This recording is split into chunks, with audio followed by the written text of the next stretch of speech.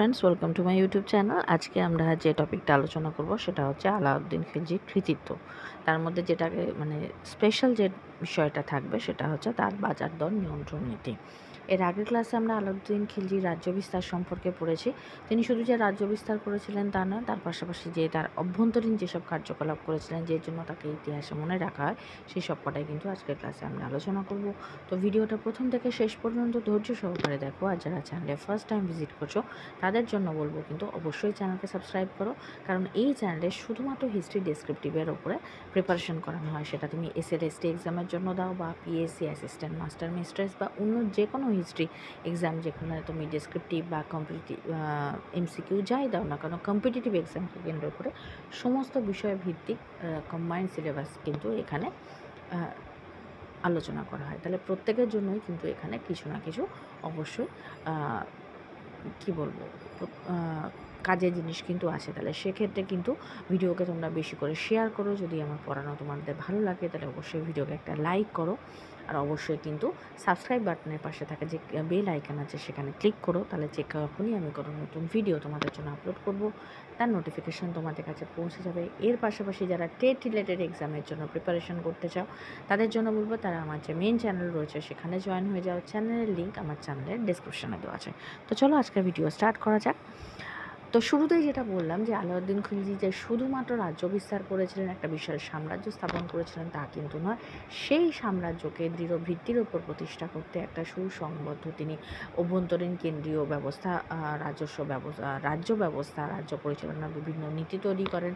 এর পাশাপাশি রাজ্যকে নির্দিষ্ট একটা দৃঢ় ভিত্তির ওপর প্রতিষ্ঠার জন্য তিনি এই জিনিসটা গুরুত্ব বুঝেছিলেন যে অর্থনৈতিক সমৃদ্ধি কতটা প্রয়োজন। সেই জন্য তিনি অর্থনৈতিক সমৃদ্ধির দিকে তিনি মনোযোগ দেন, এবং সেক্ষেত্রে সবথেকে বেশি তার গুরুত্বপূর্ণ যে কার্যকলাপ ছিল সেটা হচ্ছে যে তিনি একটা বাজার দর নিয়ন্ত্রণ করেছিলেন সেই সময়, যেটা বর্তমানে আমরা বর্তমান যে রেশনিং ব্যবস্থা বা সরকারের তরফ থেকে একটা মূল্য নিয়ন্ত্রণ যেটা আমরা বর্তমান যুগে দেখে থাকি, আধুনিক যুগে থাকি, তিনি মধ্যযুগের সেই সময় কতটা আপডেটেড ছিলেন বা কতটা দূরদর্শী ছিলেন এটাই বোঝা যায়। তিনি সেই যুগে সেই রকম একটা ব্যবস্থা পরিচালনা করেন। তো সেক্ষেত্রে তার অভ্যন্তরীণ নীতিগুলো কী কী ছিল সেগুলোই কিন্তু আজকে আমরা দেখব।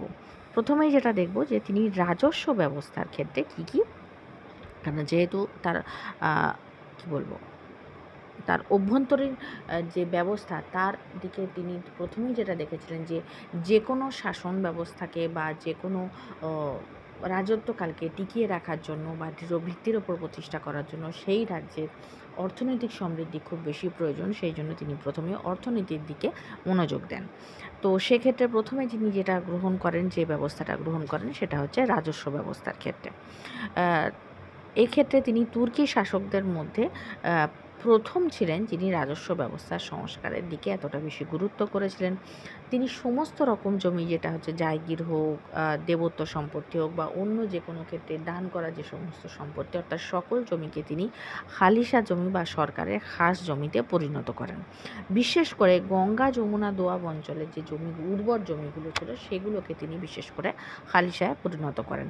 এর ফলে কি রাষ্ট্রের আয় বহুগুণ বৃদ্ধি পেতে থাকে।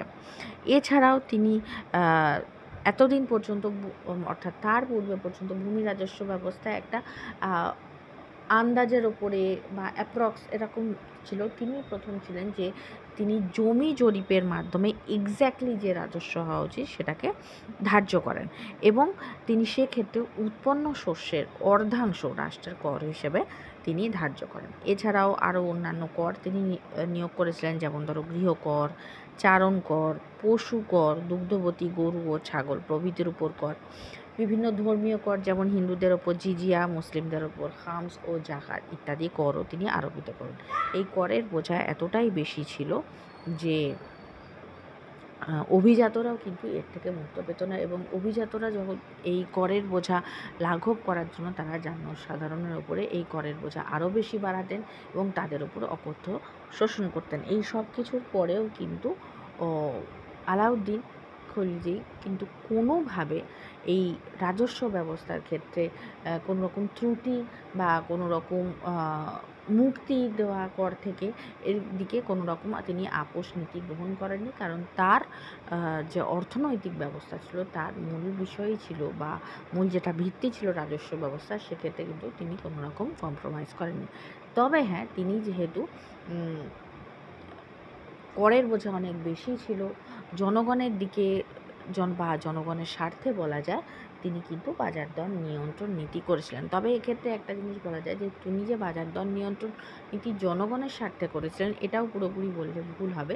মূলত তিনি যে এত রাজ্য জয় করেছিলেন, একটা বিশাল রাজ্য স্থাপন করেছিলেন, সেক্ষেত্রে তিনি প্রথম ছিলেন যিনি নিজস্ব সেনাবাহিনী তৈরি করেছিলেন। সেই সেনাবাহিনীর মূলত ব্যয় নির্বাহ এবং তাদের সুবিধার কথা মাথায় রেখেই কিন্তু তিনি মূলত বাজার দর নিয়ন্ত্রণ নীতি চালু করেন, কিন্তু তার পাশাপাশি এর সুবিধা জনসাধারণও পেতে থাকেন।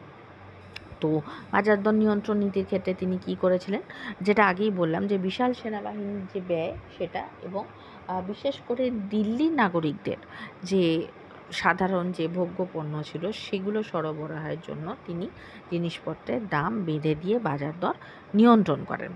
এক্ষেত্রে বলা যায় যে ভারতবর্ষে তিনিই প্রথম তিনি ছিলেন যিনি মূল্য নিয়ন্ত্রণ ব্যবস্থা প্রবর্তন করেন। তিনি খাদ্যদ্রব্য ও বস্ত্র থেকে শুরু করে গবাদি পশু এমনকি দাস ব্যবসা বা দাস বিক্রয় পর্যন্তকে এই বাজার দর নিয়ন্ত্রণ ব্যবস্থার আওতায় তিনি নিয়ে এসেছিলেন। কোনো ব্যবসায়ী যাতে অধিক মূল্য নিতে না পারে তার জন্য তিনি ব্যবস্থা করেন, এবং সেক্ষেত্রে কোনো ব্যবসায়ী যদি আইন ভঙ্গ করে তাহলে তাকে কঠোর শাস্তি প্রদানেরও ব্যবস্থা করা ছিল। এছাড়া কোনো ব্যবসায়ী যদি কোনোভাবে হিসাবে গরমিল বা ওজনে যদি কোনো জিনিস কম দিত, তাহলে তার যে পরিমাণ তিনি জিনিস কম দিচ্ছিলেন তার সমপরিমাণ মাংস সেই ব্যবসায়ীর দেহ থেকে কেটে নেওয়া হতো। অর্থাৎ আইন ভঙ্গকারীর ক্ষেত্রে কিন্তু শাস্তির ব্যবস্থা চরম ছিল। যথেষ্ট পরিমাণ শস্য সবসময় যাতে মজুদ থাকে সেই জন্য তিনি প্রজাদের কাছ থেকে করের বদলে তিনি শস্য নিতেন। এর ফলে কি হতো, যে সরকারি যে গোলা ছিল সেখানে সেই সরকারি গোলায় সেই শস্য মজুত করা হতো। কোনো রকম যদি ধরো আপাতকালীন অবস্থা যদি থাকতো, অর্থাৎ ধরো বন্যা হলো, খরা হলো, যুদ্ধ লেগে গেল, সেক্ষেত্রে জনসাধারণ এবং সৈন্যবাহিনীর রসদে যাতে কোনো রকম ঘাটতি না পড়ে সেই জন্যই কিন্তু মূলত এই ব্যবস্থা করা হয়েছিল।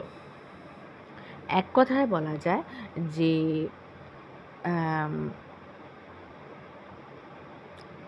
কি বলবো, যে দুর্ভিক্ষ বা আপাতকালীন অবস্থায় শুধু জনসাধারণ কেন, এমনকি ক্রীতদাসরাও যাতে অনাহারে না মরে সেই জন্যই কিন্তু এই ব্যবস্থাটা চালু করা হয়েছিল।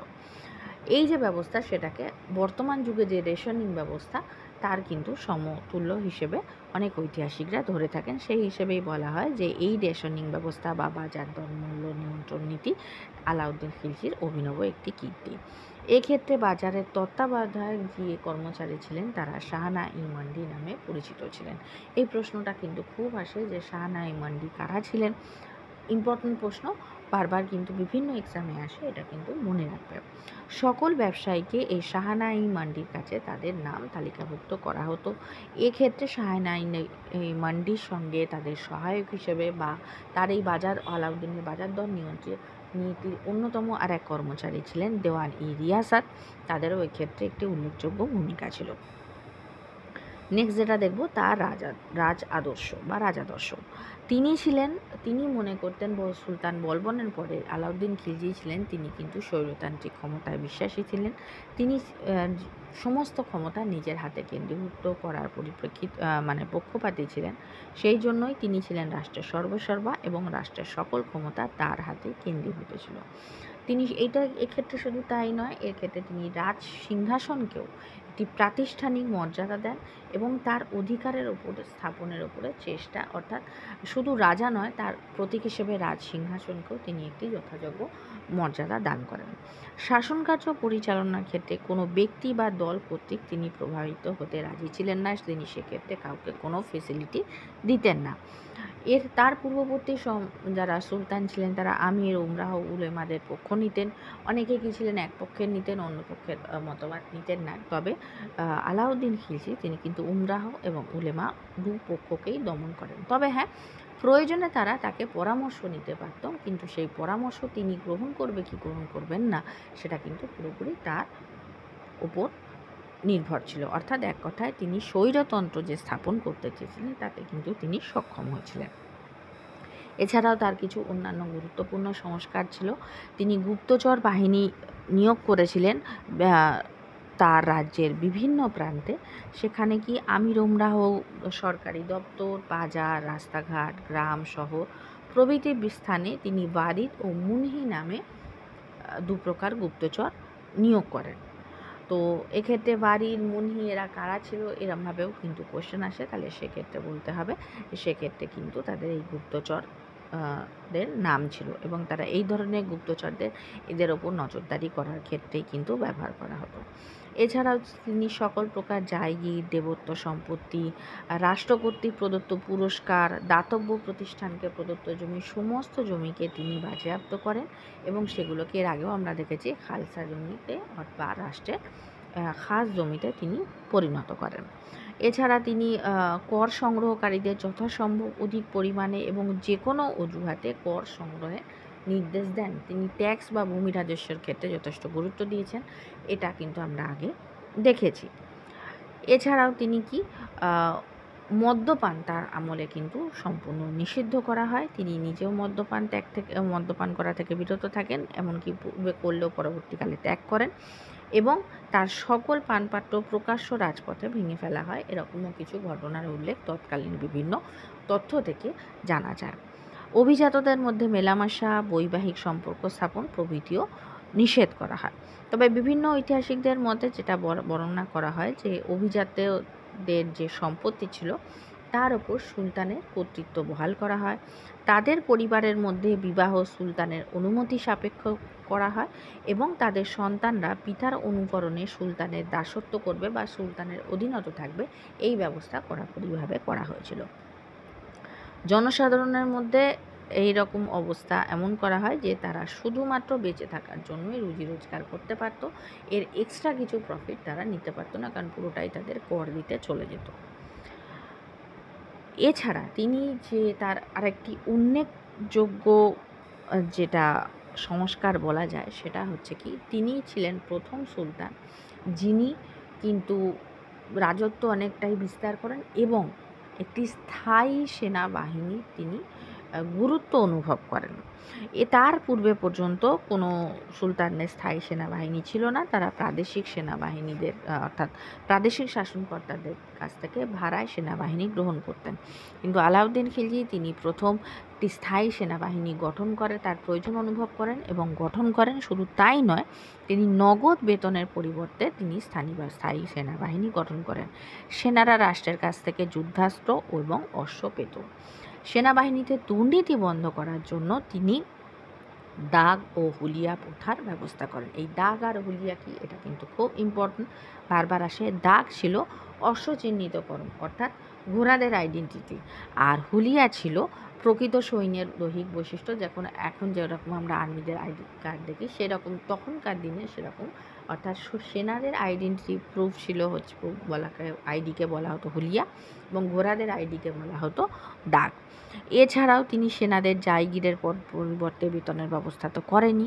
এছাড়া আর্জ-ই-মুমালিক নামে কর্মচারীরা সেনাবাহিনীর অধিনায়ক পদে নিযুক্ত হন। এক কথায় সেনাপতিদের বলা হতো আর্জ-ই-মুমালিক। এটাও কিন্তু খুব ইম্পর্টেন্ট কারা আসে। তো SLST history, assistant master mystery, school college সমস্ত এক্সামের জন্য কিন্তু এই টপিকটা খুব ইম্পর্টেন্ট। তো সেই হিসেবেই কিন্তু শর্টে এবং রিভিশন হয়, ইম্পর্টেন্ট জিনিস অথচ সব কিছুকে কভার করানো যায় সেরকমভাবেই কিন্তু ক্লাসগুলো করানো হচ্ছে। তোমরা চ্যানেলের সাথে যুক্ত থাকো এবং ভিডিও যদি ভালো লাগে অবশ্যই ভিডিওকে একটা লাইক করো, বন্ধুদের সাথে বেশি করে শেয়ার করো, আর অবশ্যই কিন্তু চ্যানেলের সঙ্গে যুক্ত থাকো।